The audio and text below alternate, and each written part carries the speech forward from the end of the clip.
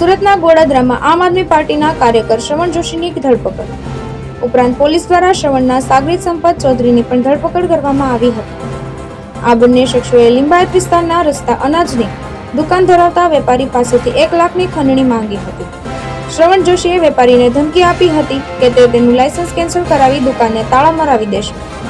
વેપારી પર કાળાબજારીનો ખોટો આરોપ લગાવી તેને સોશિયલ મીડિયામાં બદનામ કરવાની ધમકી આપવામાં આવી હતી. ખંડણીખોરોએ દુકાન ચાલુ રાખવા માટે દર મહિને 25 થી 50 હજાર રૂપિયાનો હપ્તો આપવાની માંગ કરી હતી. વેપારી નિલેશ મોરેએ કંટાળીને આ બાબત લિંબાયત પોલીસ સ્ટેશનમાં ફરિયાદ નોંધાવી હતી. વેપારીએ ચાલાકી વાપરીને સાગરીત સંપત ચૌધરીને 1 લાખ રૂપિયા આપતી વખતે મોબાઈલમાં વિડીયો ઉતારી લીધો હતો. આરોપીએ અગાઉ પણ ગ્રાહકોને મોકલી વેપારી સાથે ઝઘડો કરાવી સરકારી કચેરીમાં ખોટી રજૂઆતો કરી હતી. પોલીસ દ્વારા બંને આરોપીને ઝડપી પાડી કાયદેસરની કાર્યવાહી હાથ ધરવામાં આવી છે.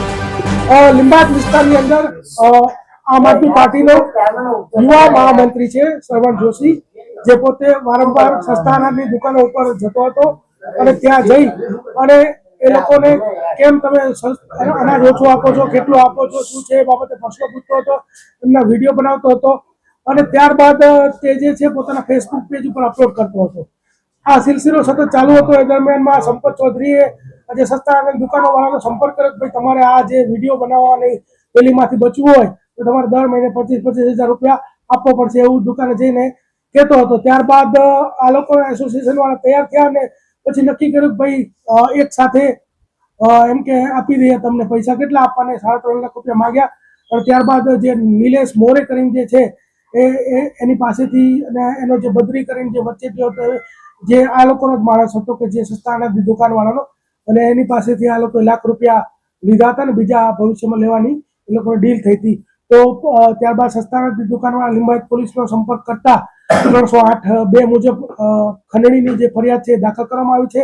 શ્રવણ જોશી અને સંપત ચૌધરી એ 2 વ્યક્તિની ધરપકડ કરવામાં આવી છે. શ્રવણ જોશી કોણ છે, હોદ્દો શું છે, ક્યાંનો?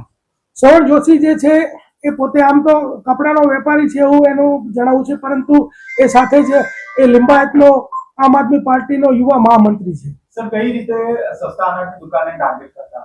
આ લોકો સસ્તા અનાજની દુકાને જ્યારે ત્યાં વિતરણ ચાલુ હોય ત્યારે જતા હતા, વિડીયો બનાવતા હતા, એમની નાની મોટી ખામીઓ જે છે શોધી અને એ લોકોને ડરાવતા ધમકાવતા હતા. અને ત્યારબાદ એ લોકોનો ખાનગીમાં સંપર્ક કરતા હતા. રોકડા રૂપિયા પણ લેવાયા છે. કઈ રીતે રોકડા રૂપિયા કેટલા? રોકડા 1 લાખ રૂપિયા લેવામાં આવ્યા છે. 200 ના 5 બંડલ છે અને એ લોકોએ જ્યારે વેપારીઓએ આપ્યા ત્યારે એને સિરીઝ નંબર નોંધીને એને આપ્યા હતા. અગાઉ પણ 50,000 ની અગાઉનો જૂનો પણ એક વિડીયો છે કે એને 50,000 રૂપિયા લીધેલા, જેની ફરિયાદ હજી દાખલ કરવાની બાકી છે. સર, કેટલા એવા દુકાનદારો છે જેને આ રીતે ટાર્ગેટ કરતા હતા? ઓછામાં ઓછા 15 થી 20 દુકાનદારો છે અને આ રીતે ટાર્ગેટ કરતા હતા એવું એ લોકોનું જ્યારે પોલીસનો સંપર્ક કર્યો ત્યારે કહેવું હતું, પરંતુ હજી અત્યારે એક ફરિયાદ દાખલ થઈ છે. આગળ જેમ એ લોકો ફરિયાદ આપતા જશે એમ દાખલ કરતા જશે. શ્રવણ જોશીને લઈને સંપત ચૌધરીએ શું વાત કરી? કઈ રીતે રૂપિયા કોના વતી સ્વીકાર્યા? સંપત ચૌધરીએ શ્રવણ જોશી વતી રૂપિયા સ્વીકાર્યા અને એવું કીધું હતું કે ભાઈ હું શ્રવણભાઈનો માણસ છું અને તમે પૈસા આપી દો, પછી શ્રવણભાઈ તમારી દુકાને આવીને વિડીયો નહીં બનાવે એવું એશ્યોરન્સ આપતો હતો અને એ રીતે એને રૂપિયા સ્વીકાર્યા હતા. પાર્ટી વતી પૈસા માંગતા હતા કે પર્સનલી જે આપણી પાસે વિડીયો ધ્યાનમાં આવ્યો છે એમાં જે સંપત ચૌધરી એવું કહી રહ્યો છે કે શ્રવણભાઈનો હું માણસ છું, શ્રવણભાઈને આ પૈસા આપવાના છે, પછી એમ કે કાર્યકર્તાઓને ચા પાણી નાસ્તો કરાવવા માટે પૈસા આપવાના છે અને એમ કે પીએસઆઈ અને પોલીસ અધિકારીઓ તો શ્રવણભાઈથી બધા તરત ઊભા થઈ જાય છે, આવી બધી ડીંગો હાંકતો હતો. જે સંપત છે વિડીયોમાં એવું કહે છે કે ચૂંટણી આવી રહી છે, ખૂબ ટાઈટ માહોલ છે, આપવું તો પડે, એ કઈ રીતના તપાસ કરવામાં આવે?